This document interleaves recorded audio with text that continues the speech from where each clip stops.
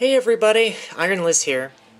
So I figured I'd do a commentary for this episode, largely because there's so much that went down with this episode. I mean, it was definitely an ambitious project, and more so than anything, I think it really kind of showed me the limits of what I can do by doing it a casual review style. I really do need, especially with this review, I really figured that I need to have a more concrete weekly structure for stuff, and normally I'm really kind of against commentaries because I kind of see it as a cop-out move. If you don't have anything, or if you're taking a week off, release a commentary and then you're good to go. But not in this case. A lot went into it. So this whole elephant in the room thing, I got this footage about 2 days before I put the before this was all put together. It was pretty much, I got into contact with Doug and I gave him several days to put it together, and it really wasn't that much. Like, I think it's about a paragraph or two of total talking time that this elephant has, but Doug is a very busy guy, so bear in mind too, this was shot with a green screen on, like, Doug filmed it, or filmed the audio and then the animation and then put a green screen behind it. So basically what I had to do is figure out, and I had never done it before, how to include green screen imagery, or how to make it to sync up. And if you do take a look, it'll flash black a couple times. That's because I don't have it quite synced up properly. But yeah, that was mostly due to the rush time here. And the entire reason that the elephant is here, again, is to kind of address the whole furry thing, and my god, I mean, I must have rewritten the script at least 6 times, and I'm not exaggerating. I just went through rewrite after rewrite trying to figure out, okay, I need to address this from an impartial viewpoint, I mean, furries, I will admit, I don't really get it, but just because I don't get it doesn't mean it's invalid, if as long as it's, the people doing it are mutual, it's consensual, whatever it is they're doing. If they want to derp around on stage with a raccoon suit, fine. They're not hurting anybody, but it's just hard to approach it because, especially with a game like Ironclaw, the idea of anthropomorphic animals, well, Norman Rafferty, and again, I keep bringing his name up, but he showed me this old SNL clip of Phil Hartman talking about how his funeral home is free of people having sex with dead bodies. And it's sort of like, or even with the Mr. Show idea of the Fairsley sort. It's like, at Fairsley, we won't have your children be kidnapped by, like, Filipino slavers, or something ridiculous like that. And it's the whole idea, as soon as you bring it up, it's in people's heads. So I had to approach it a little bit more so that it wasn't, like that was the only thing that people took away from it, and it completely defeating the purpose if you don't phrase it correctly. And this whole Zeppelin gag, I'm pretty proud of myself over it, and I know that might sound a little bit arrogant, but I tried to think of something that I could pervert, and so I just immediately thought of a Zeppelin from last week with the Buck Rogers thing, and I thought, okay, well, Zeppelin kind of looks phallic, why not use that? And so this whole Zeppelin joke, I kind of lucked out just thinking of it, okay, Zeppelin, oh, hey, Led Zeppelin, okay, yeah, bang Zeppelins, okay, nobody knows which Zeppelin they want to bang in the first place, and so I am so proud of that joke, and it's really kind of lame, but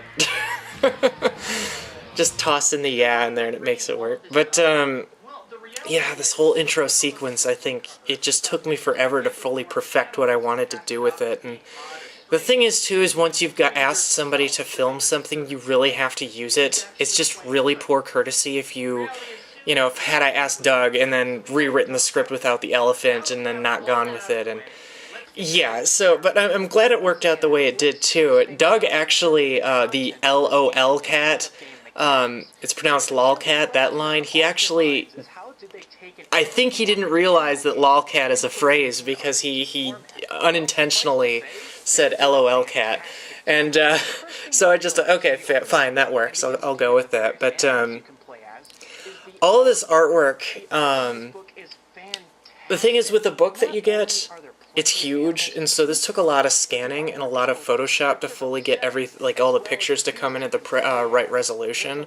Initially, I wanted to have Norman Rafferty do an interview on this you know, basically on the combat side of things, because I do play Ironclaw, but the combat is kind of the trickiest point because there's so much you can do with it.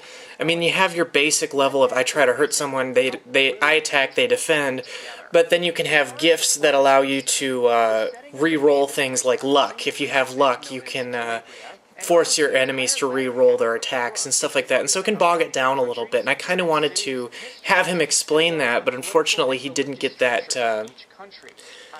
done in time. And the other thing too is this was initially supposed to air on Monday evening, the 17th, and it didn't air because I was, first of all, still saving it, but second of all, my artist gave me a the title card image was like 14K. It was tiny, like we couldn't use it. And this the Helsing book here, foreshadowing, but so my artist wasn't ready to go, and all the things that I wanted to incorporate into this episode, there was so much to do for it. If you were following my tweet deck, or anybody who cares was following my tweet deck, for, I think it was Thursday night, or Thursday, actually, I spent over 12 hours straight just editing through because I had so much to do. Editing is probably the longest process, and again, you want to get it done sooner than later, because if any problems come up, and there are problems in this video that I can see, you want to have it done ahead of time so you can address those and fix those, and so you're not stuck the night of. I know that sounds like a really basic idea, but it doesn't really dawn on you if you're doing your stuff independently, because you're working from you're setting your own schedule. And you know how fast you can produce or do things, but it's kind of accounting for, you know, stuff that's out of your control that really, I think, kind of hit me on this episode. If you look closely, too, the the film quality is not as high as the my other videos because the Adobe Premiere that I have keeps crashing when it like hits its memory limit. Apparently these cartoon images that I have on take up a lot of memory, and I have to do them last, because if I don't do them last, I can't edit. It'll just keep crashing every 30 seconds because it runs out of memory. So this episode was actually saved in multiple chunks. Like the introduction video I saved as a separate video, the elephant part I saved as a separate video, and I think the near the end I saved in another chunk. So there are already 3 minor pieces. I put those into a new project and split that project in 2, and still I could not get this thing to save properly. So basically what we had to do was we had to save it as an AVI, and AVI files end up being about 6 gigabytes in length, so you need to compress them down, and so that's exactly what happened. We had copies of copies that were stretched out and pushed back together, so that's why it's kind of if you look closely around the lettering, it's a little fuzzy. That's the result of that, and it looks fine to me.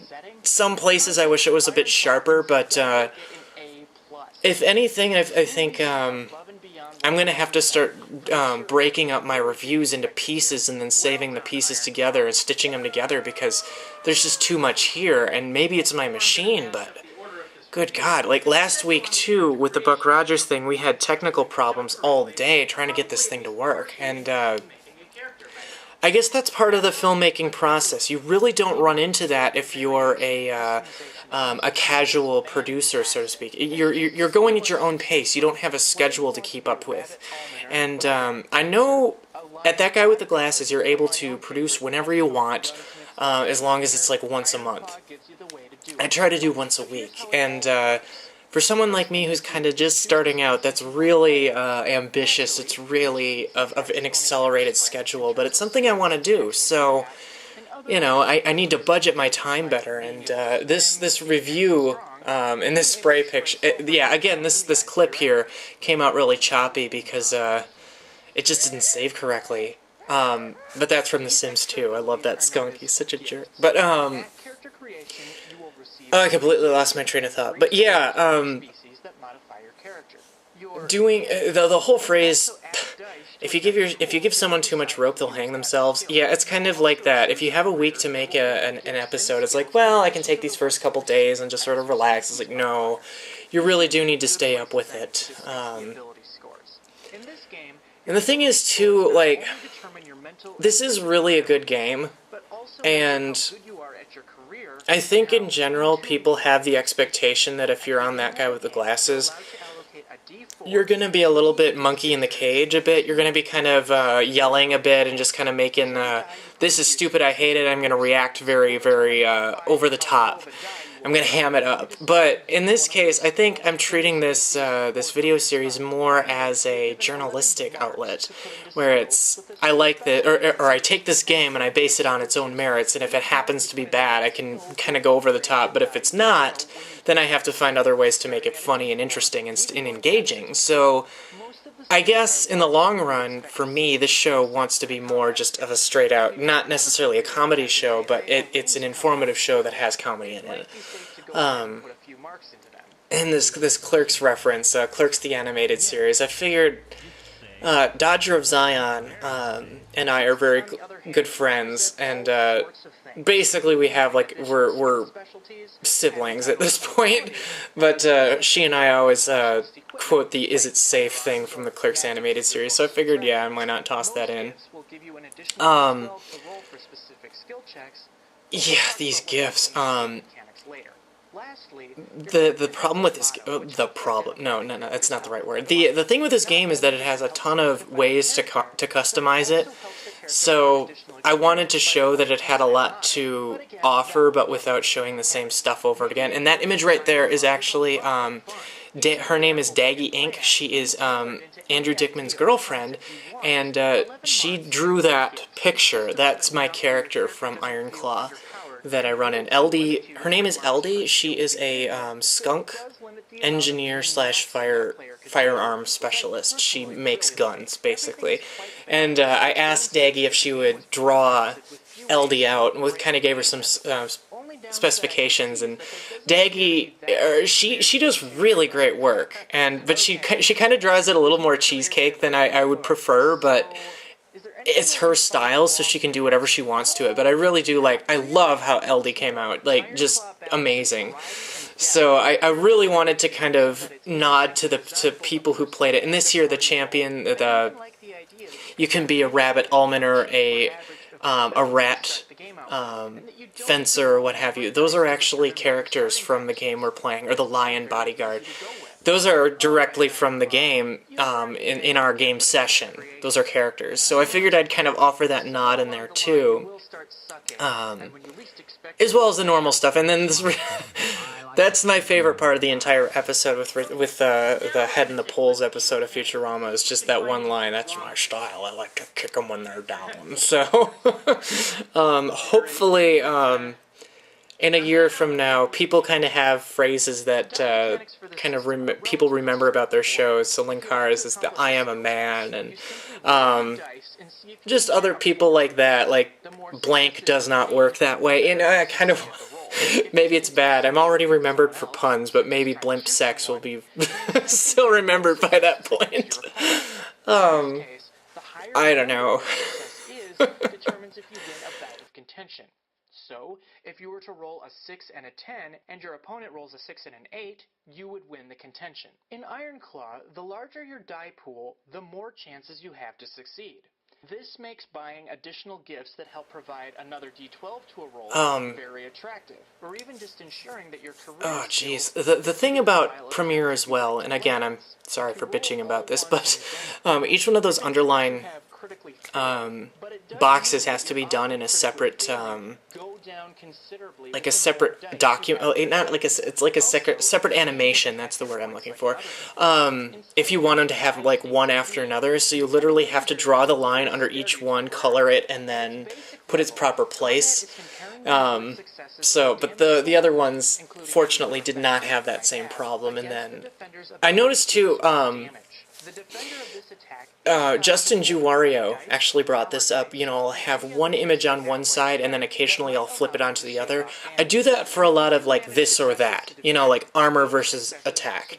And so interesting mechanic. Yeah, I kind of want to, if people are paying attention, they'll maybe get that. And again, right here, right before this, the overkill shot here, there is just kind of a blip of a... Yeah, it cuts off wrong, but for a second you see a picture of the Ironclaw book. But yeah, the Wilhelm scream has kind of integrated itself a little bit into my consciousness. When I was still running my Advanced Dungeons and Dragons group, and Spoonie was still there, he would occasionally just start spamming the Wilhelm scream whenever somebody would die. So I find it really funny for no clear-cut reason. That right there is the magic chart, and I didn't really go into magic or spellcasting because it would have taken another 5-10 minutes to explain, but it's kind of treated again like a skill.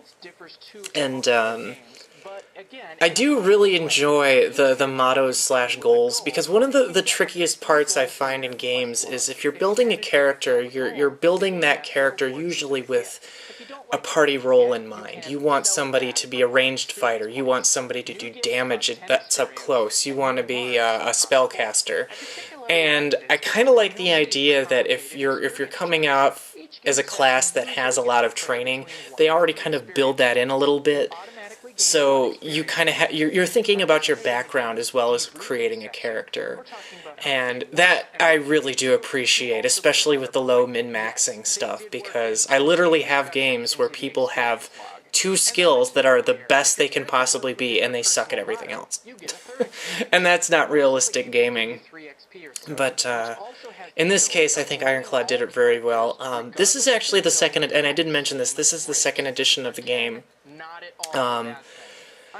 And some people, I did get tweets asking if I wanted to do Jade Claw, which kind of talks about the Far Eastern expansions, or the Orient, as it were, for this time period, and I just didn't have time. Like, all the stuff that you're seeing here, I edited in a single day.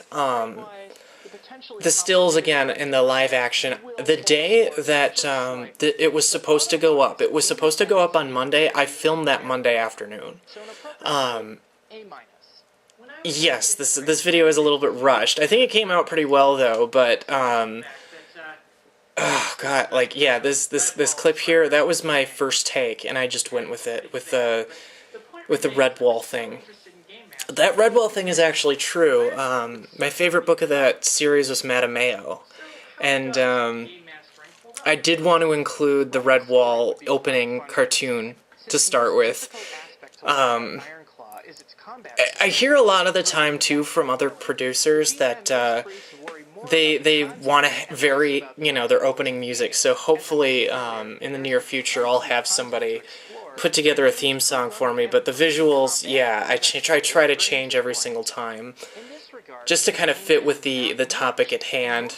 And I do like 2 Minutes to Midnight, but I don't own it, or I don't know people that own it, so I'd feel more comfortable with it. But whatever, it works really well. And okay, I think that, yeah, if you look at the lower bracket for that book there, that's a book of heraldry from the 1600s. A lot of the images I use, the still images, actually have purpose. When I was talking about early conversion in the Middle Ages there, back in content, that's actually the French king Clovis, or Clovis as the English version is called, and his wife. They're very early, they're a Dark Age French king who converted to, the Franks who converted to Christianity. So these aren't just random images. I try to keep them up with the content. The image that followed that was actually the Bayeux Tapestry. And again, this game has a freaking astrological, they have a zodiac, for Christ's sake. I mean, this really went out of its way for adapting content. It's just insane. Like, so many games just kind of have a very basic kind of generalized culture, and they expect the players and the GM to build it along the way, but they really did their homework on this one, and it really shows, and I think that's definitely worth noting.